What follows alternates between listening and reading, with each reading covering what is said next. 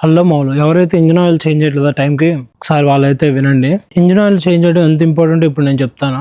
కార్కి మనం కొనేదే చిన్న చిన్న కార్లు కొంటూ ఉంటాం. మన వాళ్ళు చేసే మిస్టేక్లు ఏంటంటే ఇంజిన్ ఆయిల్ టైంకి మారిపోయారు. ఒకవేళ మారిపోతే ఎంత పెద్ద ప్రాబ్లం ఉంటుందో నేను ఇప్పుడు చెప్తాను. వన్ ఆఫ్ మై ఫ్రెండ్ ఏం చేశాడంటే కార్ ఇంజిన్ ఆయిల్ మారిపోయకుండా అలాగా బాగా తిరిగేశాడు. తిరిగేసిన తర్వాత అప్పుడు ఏమైందంటే ఇంజిన్ ఆయిల్ మారిపోవడం వల్ల ఇంజిన్ ఆయిల్ అంతా ఎవాపరేట్ అయిపోయి ఆ కార్ లో కింద ఫిస్టన్ అని ఉంటుంది. ఆ ఫిస్టన్ బ్లాస్ట్ అయిపోయింది. బ్లాస్ట్ అయిపోతే కార్ ఇంకా కదలదు. అది కనుక రిపేర్ చేయాలనుకుంటే కనుక అరౌండ్ $3,000 to $4,000 ఏమైతుంది అన్నారు. ఎందుకంటే అది హోల్ పడిపోయింది. ఇంకా ఆ లైన్ కి హోల్ పడిపోతే ఇంకా మనం కష్టం కదా. మనం కొనేదే కారు ఒక 6,000-7,000 లో కొనుక్కుంటాం. మనం కొనేదే కారు అది ఇప్పుడు మళ్ళీ హాఫ్ ఆఫ్ ద రేట్ పెట్టి ఎవరు చేపిస్తారు? సింపుల్ గా కార్ ఏం చేశారంటే జంక్ యార్డ్ కి ఇస్తే కనుక $300 ఇస్తా అన్నారు. కారు ఇంకెందుకు పనికిరాదు. కారు అటు మూవ్ అవ్వదు, ఇటు మూవ్ అవ్వదు. దాని పోయి టోయింగ్ చేపిద్దామన్నా సరే టోయింగ్ కూడా అంతే కాస్ట్ ఉంటుంది. అసలు అయినా టోయింగ్ చేయించుకొని ఏం చేస్తారు? ఇంట్లో పూజించుకోవడం తప్ప ఏమి ఉండదు. సో ఏంటంటే టైం కి ఇంజిన్ ఆయిల్ అనేది మారిపోయింది. ఇంజిన్ ఆయిల్ మార్పడం అంత ఇంపార్టెంట్. ఒకవేళ కనుక మీ ఫ్రెండ్ ఇంజిన్ ఆయిల్ మారిపోతుంటే కనుక వాడికైతే ఫస్ట్ ఈ రీల్ పంపండి. వీడియో కనుక నచ్చుంటే కనుక లైక్ చేయండి, షేర్ చేయండి, ఫాలో చేయండి.